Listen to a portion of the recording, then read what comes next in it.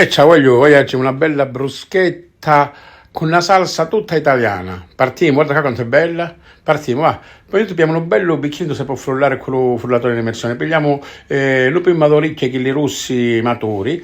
Ci cacciamo a bucce fuori, aumentiamo l'acqua calda, ci facciamo l'incisione perché ci cacciamo insomma a bucce fuori, a corchia. E facciamo a pezzettino, lo mettiamo dentro. Poi ci mettiamo un po' di basilico fresco, a me coprire il basilico. Poi mettiamo una quindicina e foglie, uno spicchio d'aglio a pezzarielli. Poi ci mettiamo un po' di olio, a me coprire l'olio quasi. Piamo la mozzarella, spezziamo con le mani così si scula bella bella. Ci mettiamo pure dentro una pizzicata di sale. Ci mettiamo pure un pepe nero. E ci mettiamo pure una picchia di origano. Ai mamma, ma che profumo!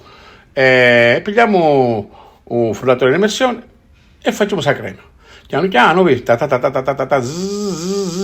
ci siamo quasi, sta nascendo, che profumo che nasce, voglio, mamma, ma chi esce, non chi nasce, chi esce, non profumo, che, ai mamma, ma che bella salsa, è pronta. Ci grattiamo una picca di tartufo bianco, chilo personale, chilo buono, però ci potete grattare pure un parmigiano, a piacere vostro, non è un problema questo.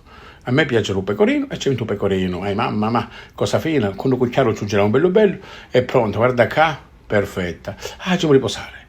Nel frattempo hai preparato un piatto con una picchia più madura, una picchia verde, un piatto bianco, quindi diciamo tricolore.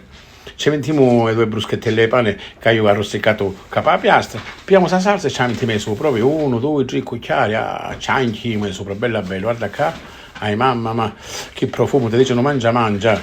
Voglio, ma non solo la bruschetta, che ci può mangiare pure la pasta, i gnocchi. L'importante è quella qua di alza salsa, è una salsa fritta, che va saltata con la pasta fritta, la pasta cauda e la salsa antifritta. Poi ci mettete un poco su tartufo bianco e buon appetito. Bruschette con la salsa all'italiana, e cosa fina, mamma, ciao voglio, alla prossima.